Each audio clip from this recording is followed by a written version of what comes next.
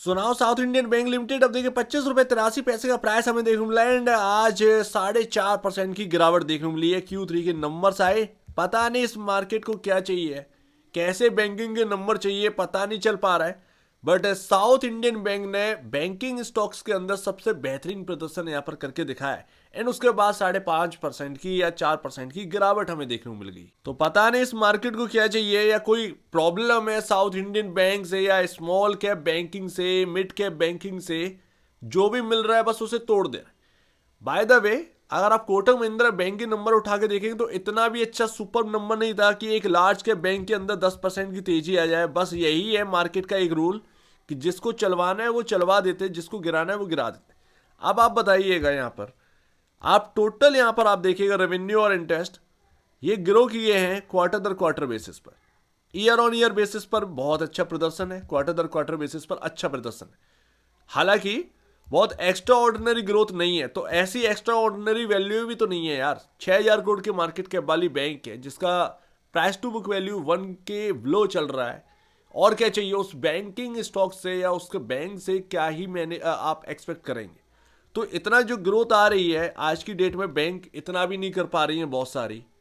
आप देख सकते हैं आरबीएल बैंक का नंबर देख लीजिए, कुछ भी देख लीजिए, उससे तो बेटर परफॉर्मेंस यहाँ पे डिलीवर करी है साउथ इंडियन बैंक। एंड जहां तक बात है कोटक महिंद्रा बैंक की, भाई आप उसका नेट प्रॉफिट आप देख लीजिएगा, क्वार्टर दर क्वार्टर बेसिस पर गिरावट है, तब जाकर 10% का यहाँ पर जो है ना जंप हमें देखने को मिला है, वो भी एक लार्ज कैप स्टॉक के अंदर। बहुत बड़ी बात हो जाती है। आप देखेंगे 342 करोड़ का प्रॉफिट निकल कर आया है 325 के against, year on year basis पर 305 करोड़ को क्रॉस करके। भले ही यहां पर ऐसा नहीं है कि 325 करोड़ की जगह 345 या 390, 420, 440 या 520 कुछ ऐसे एक्स्ट्रा ऑर्डिनरी नेट प्रॉफिट के फिगर आ रहे हो, वो नहीं आ रहे, चलो कोई बात नहीं है। बट प्लस में ग्रोथ तो है कोटक महिंद्रा बैंक के अंदर, तो वो तो नेगेटिव ग्रोथ है क्वार्टर दर क्वार्टर बेसिस पर आपके नेट प्रॉफिट में, तब जाकर 10% का यहाँ पर जो है ना जंप देखने को मिला है। नेट एनपीए में कुछ ऐसी कोई कमी है नहीं, पता नहीं भगवान जाने यार कौन से नंबर यहाँ पर चाहिए। आप देखेंगे यहाँ पर तो नेट एनपीए तो इससे बेहतर और क्या चाहिए, 1.31 के अगेंस्ट 1.25% निकल कर आया है। इससे ज़्यादा आप और क्या एक्सपेक्ट करेंगे साउथ इंडियन बैंक से। किसी बैंक का यहाँ पर नंबर ऐसे आ जाना नेट एनपीए का figure, and even gross NPA आप देखिए ये भी गिरे हैं, 4.40% की जगह 4.30% निकल कर आया है। कईयों के तो यहाँ पर ग्रॉस एनपीए बढ़ रहे हैं, इसीलिए संकट का स्थिति है, इसीलिए उनमें प्रॉब्लम है उन स्टॉक्स के अंदर, बैंकिंग स्टॉक के अंदर। एंड एक लंबे टाइम से अच्छे ही परफॉर्म कर रहे हैं, तब जाकर मार्केट इसको वैल्यू नहीं कर पा रहा। तो मार्केट किस चीज को वैल्यू करने के लिए तैयार है, या तो ये इंडियन स्टॉक मार्केट बकवास है, यहाँ पर शायद ऐसे कुछ स्टॉक है उनको परवाह नहीं है, अगर पता नहीं क्या चाहिए यहाँ पर। बट साउथ इंडियन बैंक की परफॉर्मेंस पर बिल्कुल भी एक डाउट कर ही नहीं सकते। अब आप देखिएगा जहां प्रोविजनिंग की फिगर बढ़ रही है काफी सारे बैंक की, 66 करोड़ का नंबर निकल कर आया है प्रोविजनिंग का, क्वार्टर दर क्वार्टर 110 करोड़ से कम होकर। जबकि मोस्ट ऑफ द बैंक जो स्टॉक्स हैं वहां पर प्रोविजनिंग देखने को मिली है। आरबीएल बैंक के अंदर 6% का गिरावट क्यों देखने को मिली थी स्टॉक के अंदर नंबर्स के बाद, बिकॉज ऑफ की प्रोविजनिंग जो है वो अब तक की हाईएस्ट, शायद ऑलमोस्ट हाईएस्ट प्रोविजनिंग पर पहुंच गया था। प्रोविजनिंग करनी पड़ती 1100 करोड़ की। अब आप सोचिए कि इतना यहाँ पर दमखम है इसे मैनेजमेंट ने जो भी किया है, वो शायद अब तक का सबसे मतलब ऐतिहासिक आप कह सकते हैं।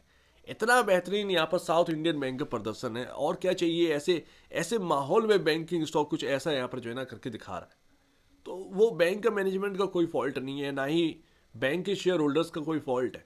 वो फॉल्ट है वो मार्केट के अंदर फॉल्ट है। एंड जो जो इंपॉर्टेंट चीज़ है वो हम देख चुके हैं। यहाँ पर देखते हैं कि ऑपरेटिंग मार्जिन कितना है बॉस, तो यहाँ पर 18.77% निकल के आया।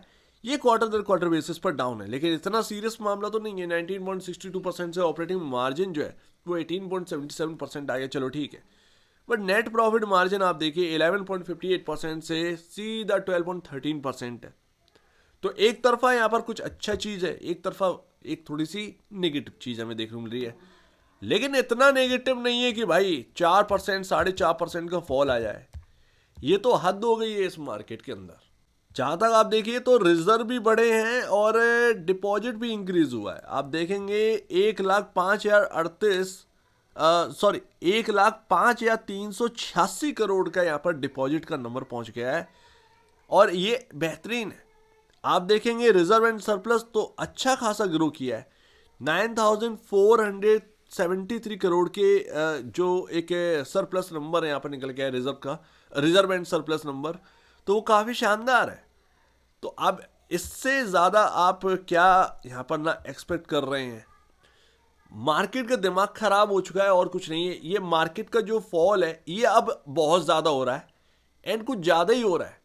ना तो अच्छे नंबर यहाँ पर जो है ना वो कुछ कर पा रहे हैं, और खराब नंबर तो फिर तो कर ही रहे हैं, फिर जो करना है वो खराब प्रदर्शन तो हो ही रहा है। तो कुल मिलाकर यहाँ पर अच्छे नंबर की वैल्यू नहीं है, ये सीधी सी बात है। ये सेलिंग वाला मार्केट है, आप सीधी सी बात करो। एंड ऐसा नहीं है कि स्टॉक ऐसे ही गिर गया है। एफआईएस लगातार इस कंपनी के अंदर आप देखिए होल्डिंग कमी कर रहे हैं 15% से सितंबर 2023 एंड दिसंबर 2024 आते आते 11.46%। आप थोड़ा सा स्टेबल हुए हैं। सितंबर और दिसंबर का जो क्वार्टर है वो थोड़ा सा स्टेबिलिटी है। एफआईएस ज़्यादा सेल नहीं कर रहे हैं, जो सितंबर में है वही दिसंबर में निकल के आया है। क्वार्टर दर क्वार्टर बेसिस पर स्टेबिलिटी है, एफआईएस ने बेचना बंद कर दिया है। ये बहुत ही पॉजिटिव साइन है। DII 7.25% पहुंच गया, 5.25% है पिछले क्वार्टर में था। इससे बड़े और कुछ नहीं है। पब्लिक यहाँ पर जो है 83.26 से 81.29% पर है, गिरावट है। एंड यही बहुत अच्छी बात कि पब्लिक की होल्डिंग कम है, या पब्लिक की होल्डिंग कम जो है वो हुई है।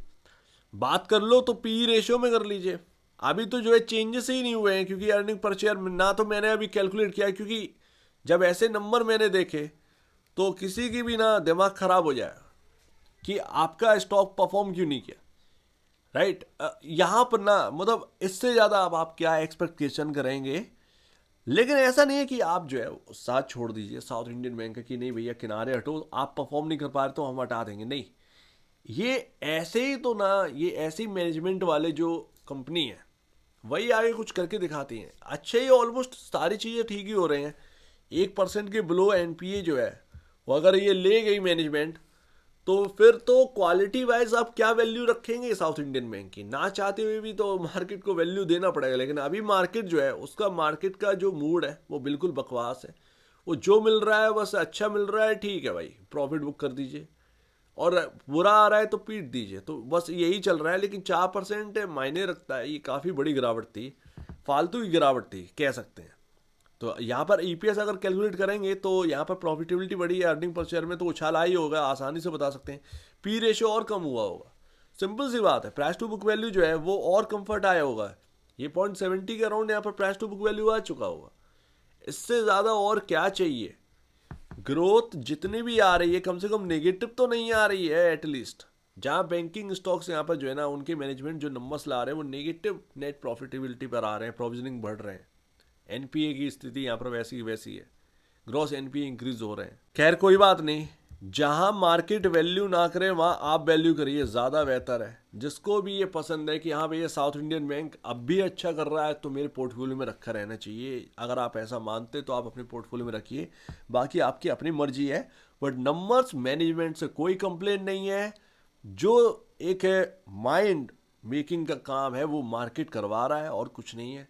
मार्केट बस परफॉर्म नहीं होने दे रहा साउथ इंडियन बैंक को, इससे ज़्यादा और कुछ नहीं। इंपॉर्टेंट लेवल वही 25 रुपये जो है 25 रुपये आपका बना हुआ है। एंड उसके इर्द गिर्द आते ही यहाँ पर ना थोड़ा सा उछाला है, बट 25 रुपये अभी आपके लिए काफ़ी इंपॉर्टेंट जगह है। एंड लास्ट मूविंग एवरेज क्या करें, हम 200 डेमा के नीचे हैं, बट अच्छी बात यह है कि 100 डेमा एंड 50 डेमा जो कि मोस्ट इंपॉर्टेंट जगह है, ये आपका ऑलमोस्ट 24.90 पर सेटल्ड है। 24.90 पर आपके मूविंग एवरेजेस है। 25 रुपये 24.90, ये काफ़ी इंपॉर्टेंट जगह हो जाती है साउथ इंडियन बैंक के अंदर। अब इतने अच्छे नंबर आए, कम से कम डिसेंट परफॉर्मेंस यहाँ पर करिए, तो कम से कम परफॉर्म तो करना ही चाहिए स्टॉक को। बट देखते हैं कब परफॉर्म करेगा भैया, कौन सा मुहूर्त निकलेगा समझ से बाहर है। बट साउथ इंडियन बैंक ने इस बार भी खुश करके दिखाया, यही कह सकते हैं भाई। जहाँ पर पूरा मार्केट यहाँ पर जो है ना कंपैरिजन कर रहा है, प्रोविजनिंग देख रहा है, आपका नेट एनपी देख रहा है, ग्रॉस एनपी देख रहा है, प्रॉफिटेबिलिटी देख रहा है, वही चीज़ तो भैया हम भी देख रहे हैं।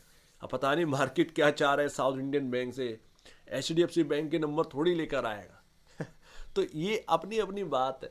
खैर देखते हैं यहाँ पर, बट मार्केट का जो जवाब है वो यही है कि अच्छे नंबर आने पर भी हम आपको ठोक देंगे, अच्छे नंबर आने पर भी हम गिराएंगे और बुरे नंबर पर तो हम तोड़ेंगे ही स्टॉक को, वो एक अलग बात। तो अच्छे नंबर पर भी तोड़ेंगे, उतना नहीं तोड़ेंगे जितना कि बुरे नंबर पर तोड़े जाएंगे। तो बस इतना ही है। सो उम्मीद है काफ़ी कुछ आपको समझ में आया होगा। 27 रुपये 20 पैसे ये टॉप बना हुआ है, एंड इसके निकलते ही कहीं ना कहीं अच्छी रैली आनी चाहिए। टॉप बना हुआ है अभी का, ये ध्यान रखिएगा। और उधरी से गिरे हैं, पिछली बार भी वहीं से 27 रुपये 20 पैसे से ही प्रॉफिट बुकिंग आई थी। सो उम्मीद है काफ़ी कुछ आपको समझ में आया होगा। एक बार निवेश से पहले या बेचने से पहले अपने ब्रोकर एडवाइस से जरूर सलाह लीजिएगा, या खुद की स्टडी करेगा, उससे बेहतर कुछ भी नहीं, खुद की स्टडी ही मस्ट है। तो आप दीजिए मुझे वीडियो देख लीजिए, वो तो धन्यवाद दोस्तों।